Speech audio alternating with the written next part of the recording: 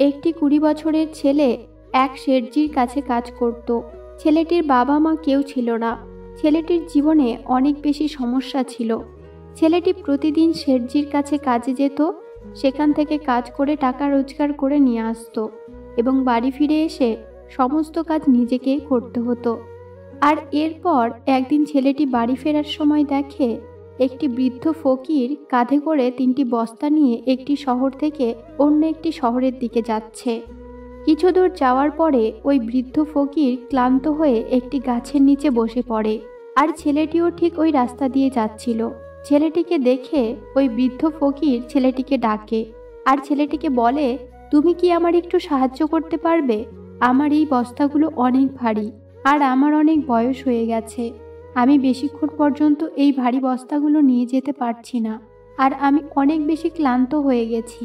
তাই তুমিও তো এই রাস্তাতেই যাচ্ছ, তুমি কি আমার এই একটি বস্তা নেবে আর আমাকে পাশের গ্রামে পৌঁছে দেবে? এর পরিবর্তে আমি তোমাকে 3টি সোনার মুদ্রা দেব। ছেলেটি ওই ফকিরের এই সমস্ত কথা শুনে ফকিরকে বলে, কোনো সমস্যা নেই বাবা, আমি আপনাকে অবশ্যই সাহায্য করব।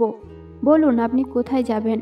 আর এটা বলেই ছেলেটি ওই ফকিরের একটি বস্তা নিজের কাঁধে তুলে নেয়। আর তখন ওই ছেলেটি বুঝতে পারে এই বস্তাগুলো সত্যিই অনেক ভারী। ছেলেটি তখন ওই ফকিরের সঙ্গে এগিয়ে যেতে থাকে। কিছু দূর যাবার পরে একটি নির্জন স্থানে পৌঁছে যায়। আর তখনই ছেলেটি কৌতূহলের সঙ্গে ওই ফকিরকে জিজ্ঞেস করে, বাবা, এই বস্তার মধ্যে আপনি এমন কি রেখেছেন যে এই বস্তাগুলো এত বেশি ভারী? তখন ওই ফকির ছেলেটিকে উত্তরে বলে, তেমন কিছু নয়, এই বস্তার মধ্যে কিছু তামার কয়েন আছে আর এই কারণেই এই বস্তা অনেক বেশি ভারী হয়ে গেছে। ফকিরের এই কথা শুনে ছেলেটি মনে মনে ভাবে, এই বাবা নিশ্চয়ই কোনো ব্যবসায়ী আর এই কারণেই এতগুলো তামার কয়েন নিয়ে সফর করছে।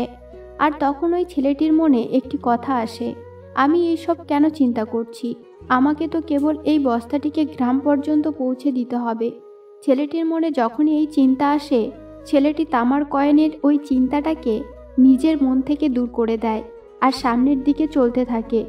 কিছু সময় পরে দুইজন একটি নদীর ধারে এসে পৌঁছায়। ছেলেটি যুবক ছিল, এই কারণে ছেলেটি কোনো কিছু না ভেবেই নদীতে নেমে পড়ে। কিন্তু ওই ফকির এখনো পর্যন্ত নদীর ধারে দাঁড়িয়েছিল। এরপরে ওই ছেলেটি ফকিরকে বলে, কি হলো বাবা, এগিয়ে চলুন, আমাদের এই নদীটা পার করতে হবে, তারপরেই তো আমরা ওই গ্রামে পৌঁছাতে পারবো। এরপরে ওই ফকির ওই ছেলেটিকে বলে, আমি জানি আমাদের এই নদীটা পার করতেই হবে, কিন্তু যেমনটা তুমি জানো আমি এখন অনেক বৃদ্ধ হয়ে গেছি আর এই 2টো বস্তা নিয়ে আমি এই নদীটা পার করতে পারবো না। যদি আমার পা ফসকে যায় তাহলে কি হবে? তুমি কি আমার আর একটা বস্তা নেবে? আমি তোমাকে এর পরিবর্তে আরও 3টে স্বর্ণ মুদ্রা দেব। এরপরে ওই ছেলেটি একটু হাসে আর বলে, বাবা, আপনি আমাকে লজ্জা দিচ্ছেন। যদি আপনি আমাকে স্বর্ণ মুদ্রা নাও দেন তারপরেও আমি আপনাকে সাহায্য করব। আমি আপনাকে গ্রাম পর্যন্ত অবশ্যই পৌঁছে দিয়ে আসব।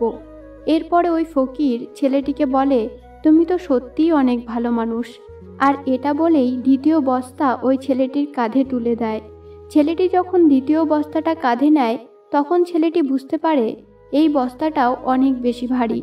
এরপরে তারা ওই নদীটা পার করে যায়। আর তারপরে ছেলেটি ওই ফকিরটিকে জিজ্ঞাসা করে, বাবা, এই 2য় বস্তার মধ্যে কি আছে? কারণ এই বস্তাটাও অনেক বেশি ভারী। এরপরে ওই ফকির ছেলেটিকে উত্তরে বলে, এই বস্তার মধ্যে চাঁদির কয়েন আছে আর এই কারণেই এই বস্তাটা অনেক বেশি ভারী হয়ে গেছে। ফকিরের মুখে এই কথা শুনে ছেলেটি চিন্তা করে, একটি বস্তাতে তামার কয়েন, একটি বস্তাতে চাঁদির কয়েন, এটা দেখে তো মনে হচ্ছে এই ফকির নিশ্চয়ই অনেক দূর থেকে আসছে আর উনি হয়তো ওনার সমস্ত সম্পত্তি বিক্রি করে দিয়ে এই সমস্ত কয়েন জোগাড় করেছে। আর কিছুটা দূরে এগিয়ে যাবার পরে একটি নির্জন রাস্তাতে তারা পৌঁছায়।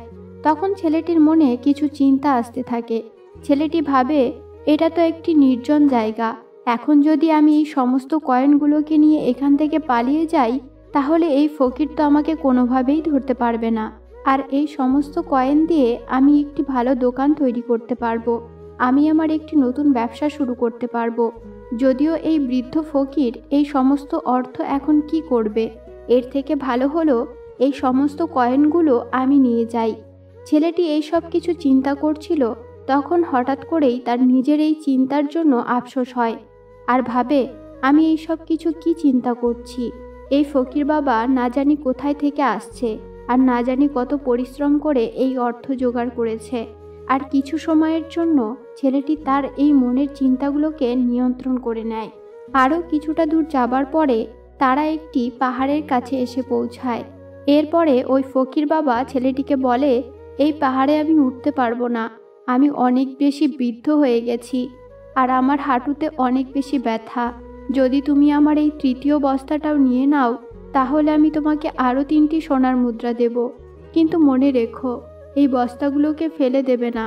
এরপরে ওই ছেলেটি ফকিরকে বলে, বাবা এই তৃতীয় বস্তার মধ্যে কি আছে? তখন ওই ফকির বলে, এই বস্তার মধ্যে সোনার কয়েন আছে। এটা শুনে ছেলেটির মনের মধ্যে লোভ তৈরি হয়। ছেলেটি চুপচাপ তৃতীয় বস্তাটা ওই বৃদ্ধ লোকটির কাছ থেকে নিয়ে নেয় আর দুজনেই ধীরে ধীরে পাহাড়ের উপরে ওঠা শুরু করে। এখন ছেলেটি মনে মনে এটা চিন্তা করছিল, যদি আমি এই সমস্ত অর্থগুলো পেয়ে যাই তাহলে আমার সম্পূর্ণ জীবনটা আরামের সঙ্গে কেটে যাবে। যদিও এই বাবা তো বৃদ্ধ হয়ে গেছে, এনার এখন এত বেশি অর্থ কিসের প্রয়োজন? আমি একটা কাজ করি, এই সমস্ত অর্থ নিয়ে এখান থেকে আমি পালিয়ে যাই। ছেলেটির মনে এইরকম হাজারো চিন্তা আসছিল। ছেলেটির মন তাকে নিয়ন্ত্রণ করে নিয়েছিল আর ছেলেটির মন তার কথাকে সঠিক প্রমাণ করার জন্য তাকে অনেক কিছু বলছিল। সবশেষে ছেলেটির মনে এই চিন্তা আসে, এই ফকির বাবা নিশ্চয়ই কোনো চোর, তা না হলে এনার কাছে এত বেশি স্বর্ণমুদ্রা কিভাবে আসলো? যদি ইনি কোনো ব্যবসায়ী হতো তাহলে এইভাবে পায়ে হেঁটে যাত্রা করতো না। আর যদি এনার কাছে এত বেশি অর্থ ছিল তাহলে নিশ্চয়ই কোনো না কোনো বাহন নিয়ে যাত্রা করত। নিশ্চয়ই এই বাবা কোনো না কোনো চোর, আর চোরের কাছ থেকে চুরি করাটা কোনো অপরাধ নয়। এটা ভেবে ওই ছেলেটি ফকিরের থেকে অনেক দ্রুত হাঁটা শুরু করে আর দেখতে দেখতে ছেলেটি অনেকটা আগে চলে যায়। আর ছেলেটি এটা চিন্তা করে যে যখন এই পাহাড় থেকে নিচে নামার সময় হবে আমি এই 3টে বস্তা নিয়ে পালিয়ে যাব, তাহলে আমার গরিবিটা চিরদিনের মতো দূর হয়ে যাবে। কিছুক্ষণ পর যখন ছেলেটি পাহাড়ের উপরে পৌঁছে যায় আর নিচের দিকে নামা শুরু করে, তখন এই ছেলেটি ওই ফকিরের চোখে ফাঁকি দিয়ে 3টে বস্তা নিয়ে দ্রুত নিচে নেমে আসে। ছেলেটি খুব দ্রুত দৌড়াতে দৌড়াতে নিজেকে বাঁচিয়ে নিজের ঘরে এসে পৌঁছায়। ছেলেটি এখন অনেক বেশি খুশি ছিল। ছেলেটি ভাবে, আমি দ্রুত এই বস্তাগুলো থেকে সমস্ত কয়েনগুলো বার করে নিই।